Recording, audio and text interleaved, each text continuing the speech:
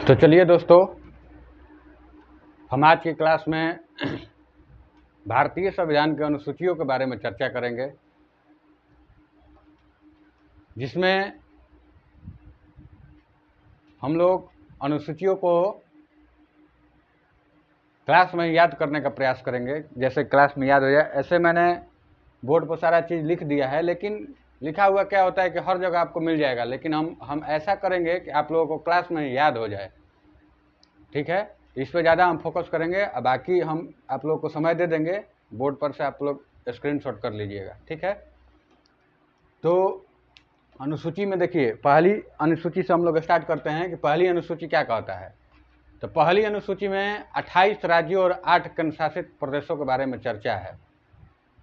ठीक है, तो इस पे पहली अनुसूची से लेकर के चौथी अनुसूची तक के लिए मैंने एक स्टोरी बनाया है, जिसके माध्यम से आपको पहली अनुसूची से लेकर के चौथी अनुसूची तक ये 4 अनुसूचियाँ एकदम याद हो जाएंगी स्टोरी के माध्यम से। तो देखिए, आप लोग का स्टोरी मैं पहले बता देता हूँ क्या होता है। सबसे पहली बार होता है कि पहले कोई वैकेंसी आता है, केंद्र सरकार में कोई वैकेंसी आता है। तो वैकेंसी जब आता है तो 28 राज्यों और 8 केंद्रशासित प्रदेशों के लिए वैकेंसी आता है। तो वैकेंसी आने के बाद सबसे पहला प्रायोरिटी लोग वेतन को देते हैं।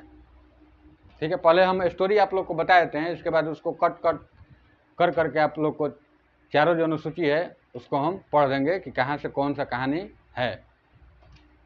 तो जब वैकेंसी आती है तो सबसे पहली बार लोग वेतन की चर्चा करते हैं। वेतन के बाद वे लोग शपथ लेते हैं कि इस बार इस वैकेंसी को क्रैक कर देना है, क्योंकि इसमें वेतन भी बढ़िया है और बाकी सब सुविधा भी बढ़िया है। तो इस बार शपथ ले रहा हूँ कि इस वैकेंसी को मैं क्रैक कर दूंगा, चाहे जितना भी मेहनत करना पड़े। तो मेहनत लगा करके हम शपथ ले रहे हैं कि जितना भी मेहनत लगे करके हम इस वैकेंसी को क्रैक कर लेंगे। इसके बाद वे लोग सभी राज्यों और केंद्र शासित प्रदेशों में सीटों को देखते हैं कि मेरे राज्य में कितने सीट है।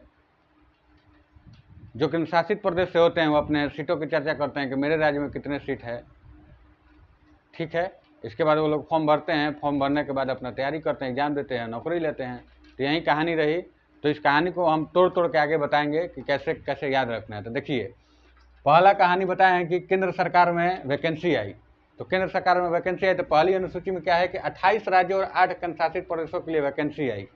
ठीक है, तो पहली अनुसूची से यही याद रखना है कि 28 राज्यों और 8 केंद्र शासित प्रदेशों की चर्चा किसमें है, तो पहली अनुसूची में। तो वैकेंसी आया 28 राज्यों और 8 केंद्र शासित प्रदेशों के लिए। इसके बाद वेतन एवं भत्ता के बारे में चर्चा है दूसरी अनुसूची में। ठीक है, दूसरी अनुसूची में वेतन और भत्ता के बारे में चर्चा है। तो हम बताए हैं ना कि जब वैकेंसी आती है तो सबसे पहला बार लोग वेतन की ही चर्चा करते हैं। तो दूसरी अनुसूची में वैकेंसी आने के बाद क्या होगा, तो वेतन पर चर्चा होगा। तो दूसरी अनुसूची में क्या हो जाएगा, तो वेतन एवं भत्ता के बारे में चर्चा है। वहीं तीसरी अनुसूची में शपथ की चर्चा है। तो जब वेतन एवं भत्ता का पता चल जाता है तो लोग शपथ लेते हैं कि हम इस बार इस वैकेंसी को क्रैक कर लेंगे। तो वहीं शपथ की बात यहाँ कर रहे हैं कि तीसरी अनुसूची क्या है, तो शपथ के बारे में चर्चा करता है। चौथी अनुसूची क्या कहता है कि राज्यसभा में सीटों के, राज्यसभा में सदस्यों की संख्या के बारे में चर्चा करता है कि राज्यों और केंद्र शासित प्रदेशों में, प्रत्येक राज्यों और केंद्र शासित प्रदेशों से राज्यसभा में सदस्यों की संख्या कितनी होनी चाहिए।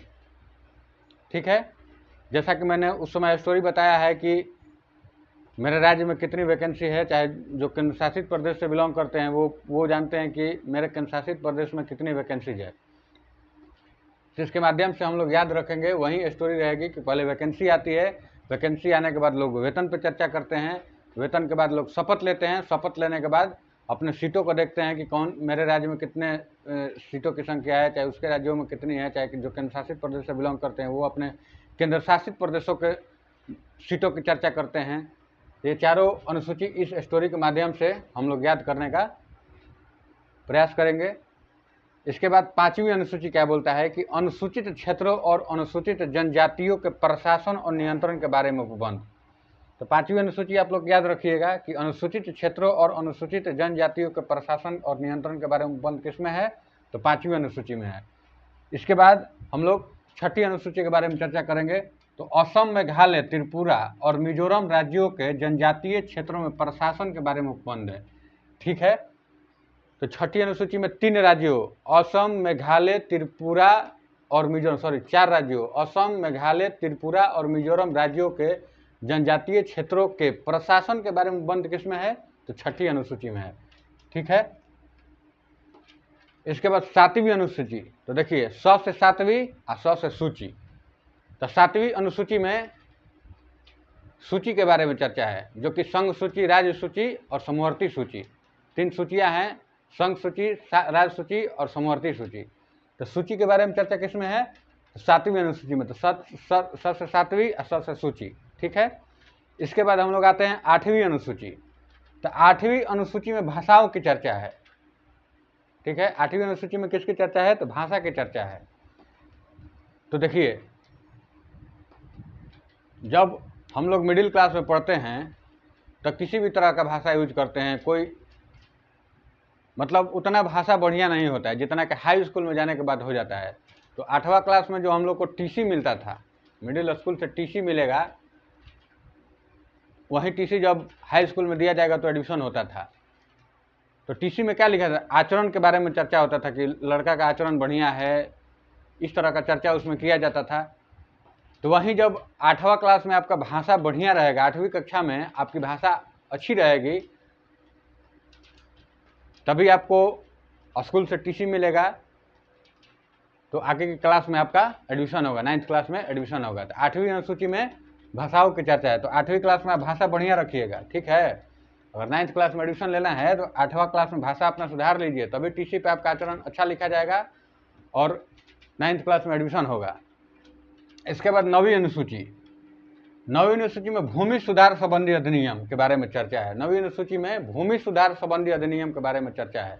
तो देखिए हम लोग जब पढ़ते थे तो 8वां क्लास तक, मतलब 8वां क्लास में नहीं, 7वां 8वां में तो बेंच मिल गया था हम लोग को, लेकिन उससे जैसे 6 क्लास, 5 क्लास, 4 क्लास, 2, ये लोग बोरा लेके जाते थे। तो मिडिल क्लास में बोरा वाली प्रथा देखने को मिलती है, मिडिल क्लास में लोग बोरा लेके पढ़ने जाते थे। ठीक है, लेकिन वहीं जब 9th क्लास में जाइएगा तो आपको बेंच मिलेगा, हाई स्कूल में जब जाइएगा तो बेंच मिलेगा। तो भूमि सुधार, और भूमि पर नहीं बैठना है, भूमि सुधार कर कहाँ बैठना है, तो बेंच पर बैठना है। ठीक है, तो भूमि सुधार संबंधी अधिनियम किस में है, तो 9वीं अनुसूची में। जैसे ही आप 9वीं अनुसूची में जाइएगा तो भूमि से सुधार हो जाएगा, कहाँ चले जाइएगा, तो बेंच पर चले जाइएगा। ठीक है, इसके बाद 10वीं अनुसूची। 10वीं अनुसूची में दल परिवर्तन के आधार पर निर्भरता के बारे में उपबंध है। ठीक है, तो 10 से 10वीं, 10 से 10 दल बदल, 10 से 10वीं और 10 से दल बदल।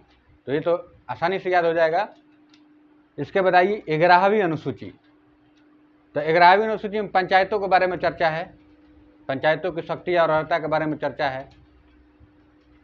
तो जब 11वीं क्लास में होते हैं ना, तो 11वीं क्लास में अपने पंचायत स्तर पर भी रहिएगा तो पढ़ाई हो जाता है बढ़िया से, पंचायत स्तर पर भी बढ़िया बढ़िया टीचर हैं जो 11वीं। लेकिन 12वीं में क्या पड़ता है, लोगों को शहर में जाने की ज़रूरत पड़ती है कि चलो अब हम लोग 12 क्लास में आ गए हैं तो चलो शहर में चलते हैं, क्योंकि 1 साल खूब बढ़िया तैयारी करेंगे, 12वीं के एग्जाम अच्छे से देंगे। तो 11वीं क्लास में पंचायतों के बारे में चर्चा है। वहीं जब 12वीं क्लास में जाइएगा तो नगर निगम में आइएगा, यानी कि शहर में आइएगा, शहर में नगर निगम होता है ना। तो 12वीं अनुसूची में नगर पालिकाओं आदि शक्तियों के बारे में चर्चा है। ठीक है, धन्यवाद।